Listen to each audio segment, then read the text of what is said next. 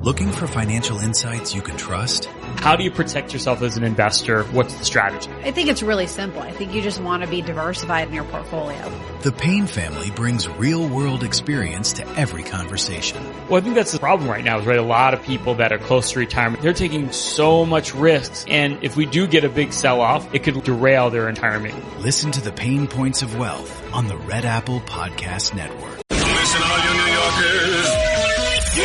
Taxi. Okay, man, we're looking around. This is the 77 WABC minicast. America is as divided in the polling as it appears in the street. And it is amazing how 50-50 divided this country is. I did a lengthy poll this past week and briefed the president on it. There are 36% of the country that say they're Democrats and 35% say they're Republicans. 43% watch conservative media, meaning Fox or One Nation or Newsmax. 44% watch left media, which includes C-SPAN, CNN, and Bloomberg. When we ask people how they're going to vote in the elections coming up for Congress, the midterms, in their district, 45 say Democrat, 41 say Republican. On the other hand, Trump has 48 approval and 45 disapproval. And of course, the vote in 24 was Trump 45, Harris 43. So can you imagine more evenly divided country than that? Unbelievable. The 36 Democrat, 35 Republican, 43 conservative media, 44 left media, Trump's approval 48-45. This is a country completely and totally split down the middle. So what do we do about it? How does Trump win? How does he keep control of Congress? We have to get our message out to the left. And this was what I talked to him about in the poll briefing that I did 2 days ago. The first thing he has to do is to flip the script. It's no longer a question of enough to talk about, is the country doing well? Are taxes okay? Do you agree with my policies? The important thing is to flip the script and say, what happens if the Democrats win? What happens if the Democrats take over in the midterm elections? The polling shows that 43% believe they will raise taxes, 64% say they will stop deportations, and 51% say they will stop prosecuting state welfare fraud. So there is a real belief that if the Democrats win, the country goes to hell. Why no good economic news? Well, here there is some good news for us. 49%, almost a majority, say Trump is doing well with his economic policies. It will just take more time for them to take effect. When asked about immigration and ICE, 55% say Trump is right to enforce the law, otherwise the illegal immigrants will just take over. That's 55. And then when we ask, had Harris won the election, what would have happened now? 63 say more illegal immigration, 52 say more crime, and 47% say more inflation. So there's a consensus that Trump is doing well, but it will just take more time. Trump needs to keep pushing on immigration. It's tremendously popular. The notion that his ICE agenda is unpopular is just wrong. It's leftist propaganda. 55% worry that if Trump was not strong on immigration, the illegal immigrants would just, quote, take over. The speech that Trump gave 2 months ago from the Oval Office explaining what was good with the economy was one of the most influential and important speeches a president has given. And it had a huge effect in increasing the public's perception of Trump's success in stopping inflation, lowering crime, and stopping illegal immigration. Trump needs to flood the zone with more constant statements and constant statistics indicating economic progress. He can't sit back and let the media's pessimism and negativism dominate the environment. I told the president yesterday that when he said, well, the media will always portray stuff in negative light. And I said, don't worry about the media. You're president of the United States. Whenever you speak, people listen. And if you speak repeatedly and constantly and continuously about these issues, they will penetrate with people as they are penetrating and give you a majority. I also said that I thought it was important to focus not just on legal immigration, but on the state fraud that's being uncovered in Minnesota, California, and other states. This fraud of billions of dollars stolen from the taxpayer, much of it to fund illegal immigration, is roiling the country and can become a basis of a whole new Republican offensive, not just focusing on immigration, on fiscal austerity and crime, but instead focusing on the fundamental corruption of the Democratic-led governors and the Democratic-led cities. That if you look at Minnesota and you look at California, you see organized larceny promoted by the Democrats, funded by the Democrats, to take money from the rest of the American people. The other point that is important is that good times are coming. Economic optimism is rising, and inflation fears are easing. Consumer sentiment unexpectedly rose for the third consecutive month in early February, according to the University of Michigan's assessment of the household sector. The index of consumer sentiment rose to 57.3, upending expectations that the index would retreat after last month's unexpected rise. The improvement was driven by better views of current economic conditions, with the index climbing 5.2% to 58.3. This is the highest reading for the University of Michigan index since August of 25. The index has climbed 12.5% from its recent low in November and is continuing to rise. Both Democrats and Republicans registered improved readings in February, with rises in both the expectations of current conditions barometers.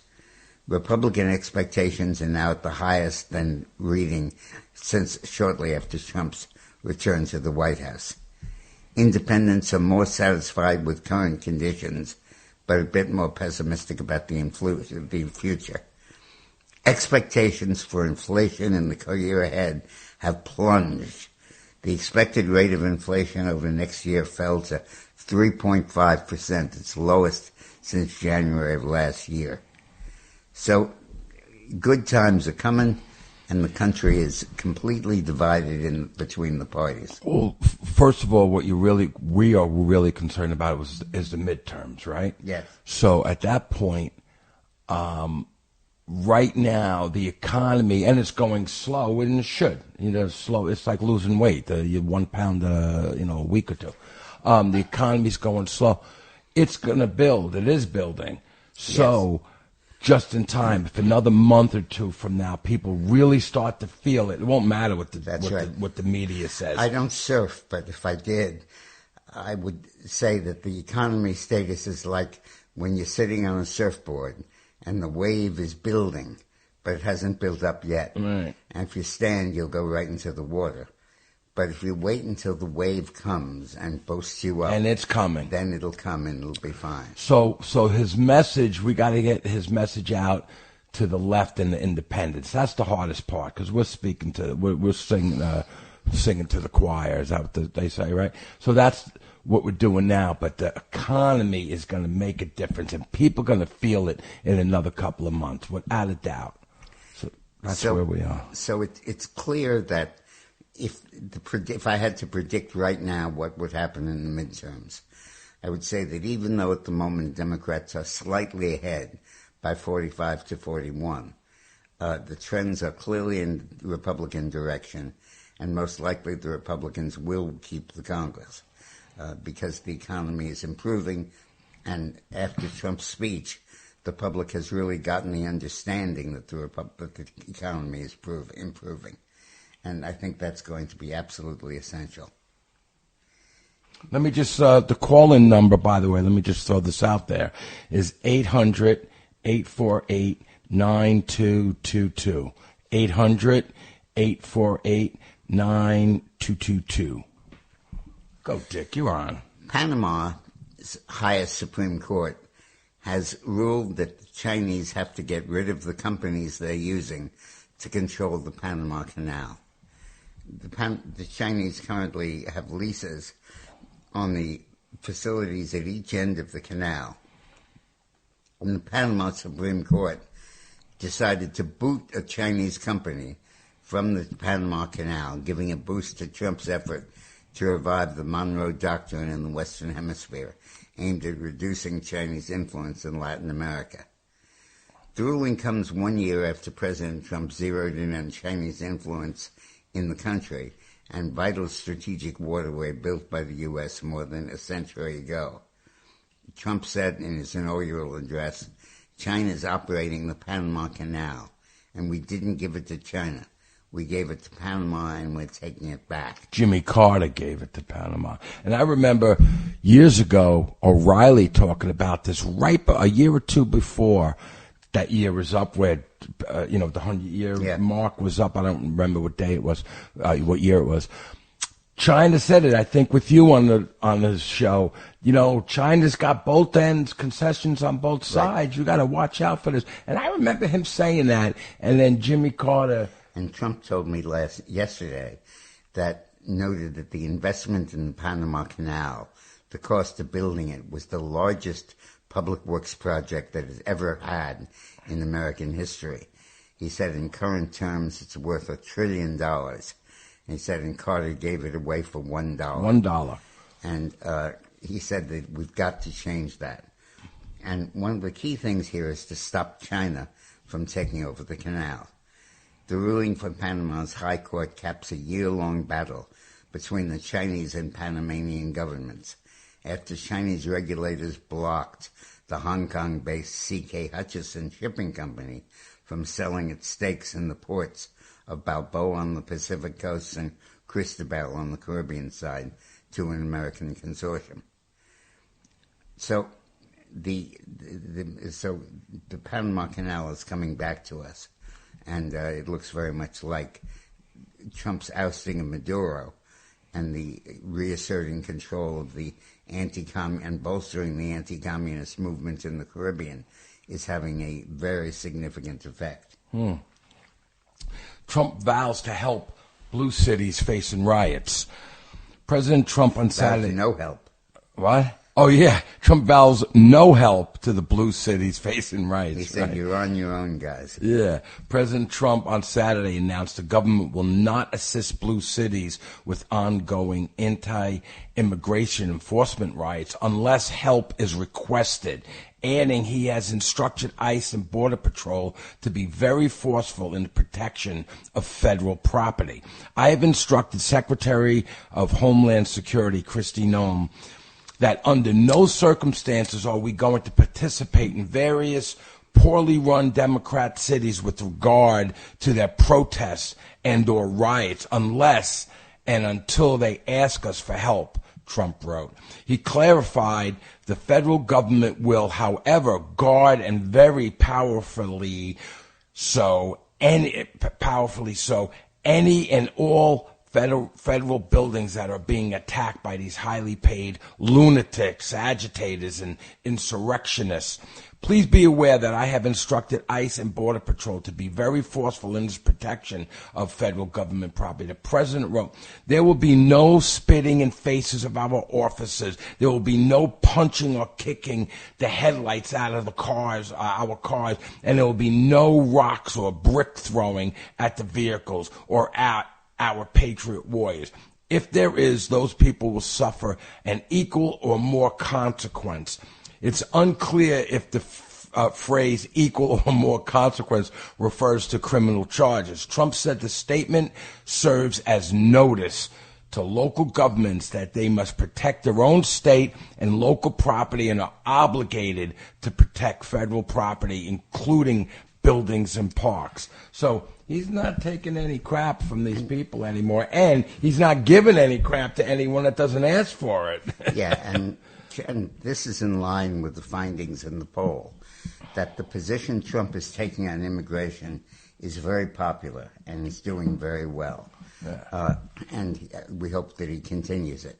The media is trying to sell the propaganda that Trump has overreacted and is causing disaffection from his base because he's acting too much like a dictator. Yeah, I love that. I love that they say, "Oh, he's overreacting," but they're not saying the rioters are overreacting. Yeah, throwing rocks at the cars and all the things that they're doing, trying to run our guys over and whatnot. Politically, when you have an evenly divided country, it's like trying to climb up a rock wall where there are no crevices to hold with your hands.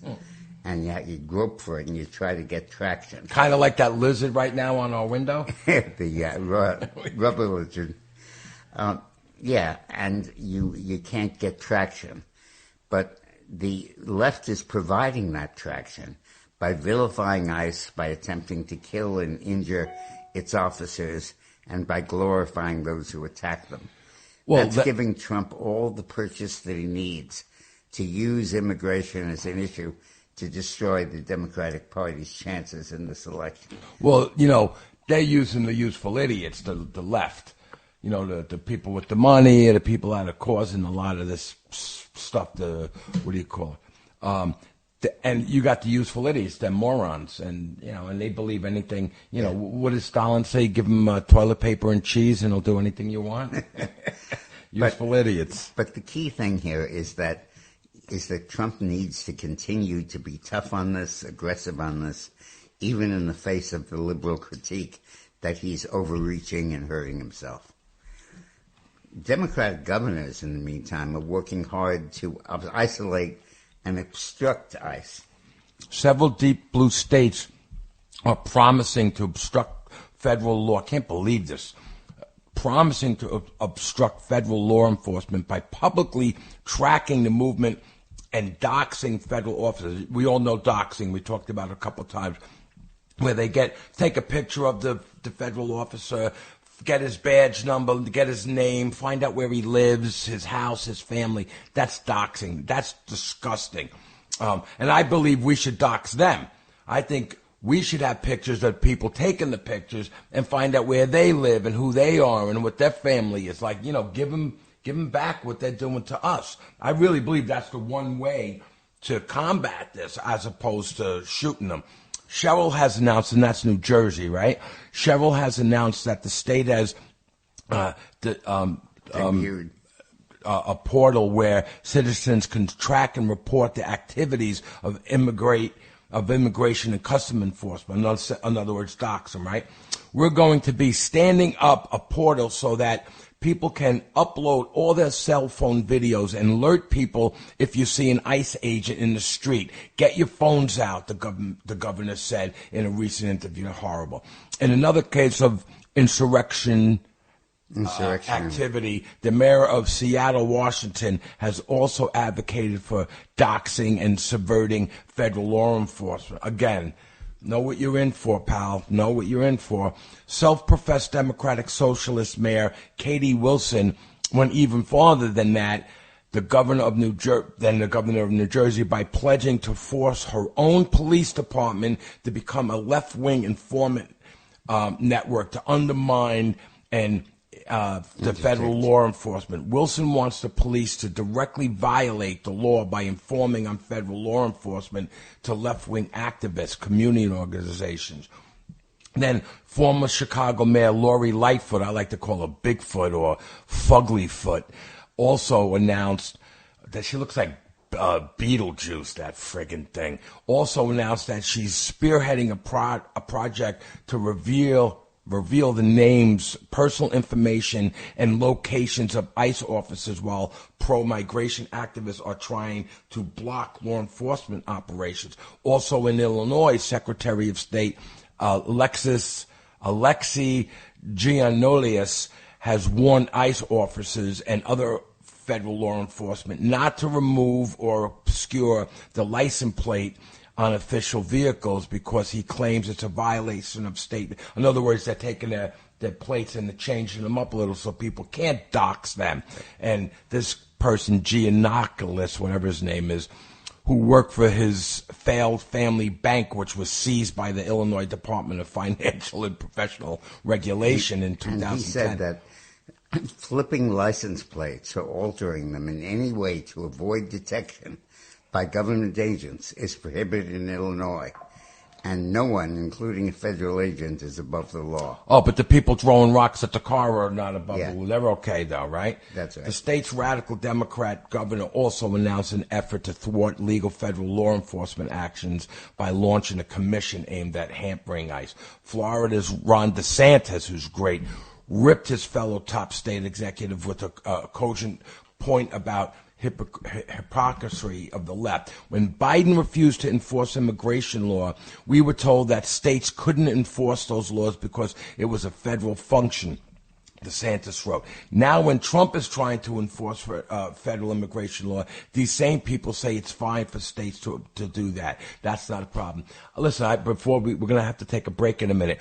I was doing my homework here earlier, and I was speaking to a cop in Delray at this bagel place, and I told him about this story, and I told him that quite a few months ago I was at Trump Tower doing my homework, and I talked to a couple of big shot cops, detectives, and I said, would you, if Mandami says not to help the ICE, would you guys back down, stand down? He said, absolutely not. It's our job to help everyone, including our brothers in law. And this guy said the same thing just now, a couple of hours ago. I asked him, I said, and he goes, absolutely. Yeah. First of all, DeSantis was not going to say that. But he said Delray is a bit of a liberal county. Yeah, we are. And I didn't know that. Yeah. I didn't know that. You know, I spoke to a guy last week, a cop. You know, I'm always there and they're always hanging out.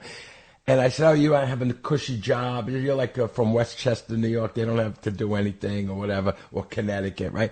He goes, absolutely not, man. We got a guy stabbed somebody yesterday and somebody ran someone over last week. You know, there's stuff going on. Yeah. The Dick Morris Show on the Red Apple Podcast Network. Looking for financial insights you can trust? How do you protect yourself as an investor? What's the strategy? I think it's really simple. I think you just want to be diversified in your portfolio. The Payne family brings real-world experience to every conversation. Well, I think that's the problem right now is, right, a lot of people that are close to retirement, they're taking so much risks. And if we do get a big sell-off, it could derail their retirement. Listen to the Pain Points of Wealth on the Red Apple Podcast Network.